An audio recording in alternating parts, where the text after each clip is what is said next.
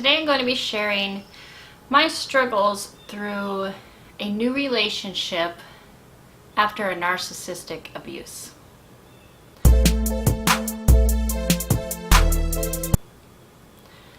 If this is your first time here, my name is Lori. I'm a mom that lives in Nebraska. I share videos about my life experiences, my faith, and all sorts of different things. If you like this video, go ahead and hit the like button and subscribe to my channel.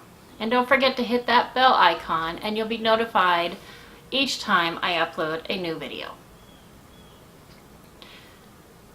I wanted to share with you today about some of these struggles that I dealt with when I started a new relationship with my now husband after being through a very bad relationship.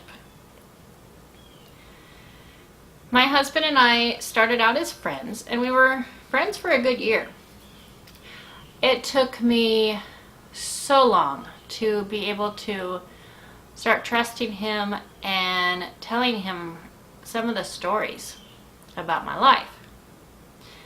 He started sharing with me, and that helped me to open up more. And I really gotta say, trust is still a little bit of an issue with me, but not like it was back then. It does get easier with time, and the whole phrase practice makes perfect. I mean, really, you just gotta give it time. So I started telling him just little tidbits of information. Nothing big, but I would tell him I would tell him that I got yelled at before. And then I started telling him about the name calling. And eventually I started really opening up to him and telling him how bad my relationship previously really was. At this point in time, I had no thoughts at all that it was ever going to turn into a relationship with this man. I thought he was just going to be a friend. So I started just telling him little things that I was struggling with in my everyday life at that point. And just anything that I felt that I needed to talk to someone about, I started sharing with Lee. And Lee started sharing with me more and more. He started sharing that he was an alcoholic and that he was in recovery, that, well, as of now, he's been sober for almost 6 years. So at that point, it would have been 3 years, I think. I'm not doing the math right now. And he would share with me about his previous marriage and how that went down. His wife seemed a lot like my ex-boyfriend.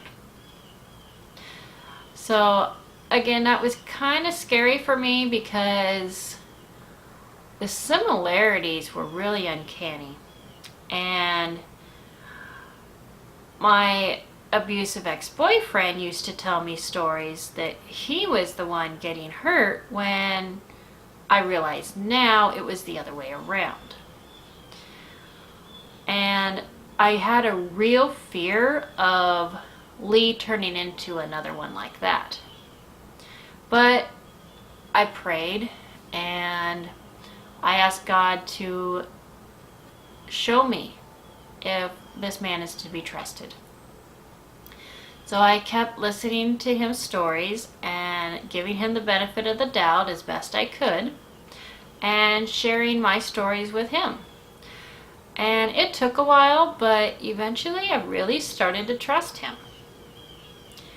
So he had been asking me, I said this in a previous video, if I could go and visit him sometime. It wasn't really a asking for any other reason, but I was going through some struggles at that time, and I just needed to get away. And he was offering me a place to stay so I could do that. And it was really interesting because I was so scared to death. I mean, I don't know who this guy is. He could turn into a maniac. But I also had the feeling that I should do this. God was really leaning it on my heart that I could trust this guy. So I went to visit him. And I made sure that we met at a public place. We went to a grocery store. And I remember that he had to leave the next morning to go help his brother with cutting down some trees and stuff. So he told me that was fine, that I could stay at his apartment while he did that, or I could go around the city if I wanted, whatever. And I just stayed around his apartment and watched some TV and just relaxed. And then when he came home from helping his brother out, we went out to lunch and chit-chatted. I believe we went to see a movie, or maybe we watched one at his apartment. I can't remember. But we just really enjoyed life together. And that weekend really showed me what kind of person he was. He was a tire technician, and he was on call 24/7. And he had 3 service calls that weekend. There was one that was on Saturday afternoon, and he told me I didn't have to come with him, but I was curious. I wanted to see what he did.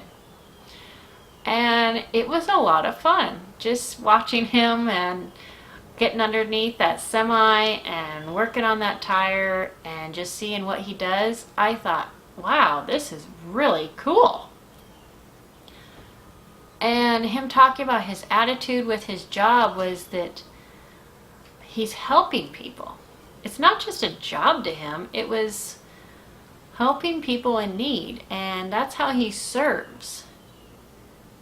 And that just opened my eyes. I was like, wow, I've never heard anyone talk like this before. Well, we continued on through the weekend, and I remember going on another service call with him. It was like 2 o'clock in the morning.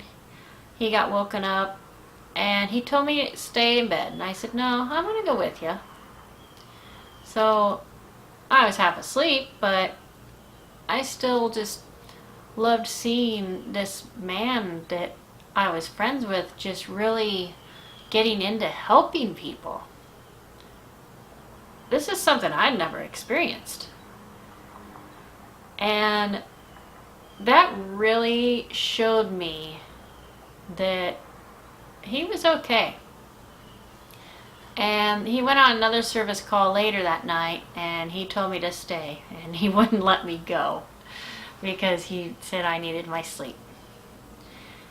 And just the giving that he was showing, it was just so amazing. So after that weekend, we got our separate ways, so to speak. I went home, and I just couldn't stop thinking about him. It was just crazy. We were just friends, but there was something about him I just couldn't stop thinking about. And I remember that week I was thinking, he's mad at me. I really screwed up this weekend. He didn't talk to me for a couple of days, and I was sure that he was never going to talk to me again. And the funny thing is, later on I found out he wasn't talking to me because he was scared I wasn't going to talk to him. He thought those service calls screwed up the whole weekend, and he thought that that was just the most awful thing that some girl from Nebraska would want to see. I would want to see the sights around the city. I wasn't there to see some stupid service plant call when it was the complete opposite. So it's really funny that what he thought and I thought, we both thought we screwed up everything. So, after a couple days, he was doing better, and he did start talking to me. And I was so glad he did. And ever since then, I knew that I wanted to have a relationship with him, but I thought, this is impossible. He lives 4 hours away from me. There is no way that he's going to want to leave his perfect life and come here, and I know I'm not going to be able to move there. I've got kids. This is just not going to work. So I'll just be friends with them, and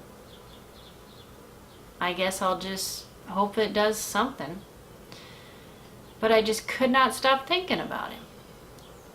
So eventually, we ended up getting closer and getting to know each other better, and eventually he did ask me to date him, and I know I told you a little bit about that in the previous video, but it's just crazy.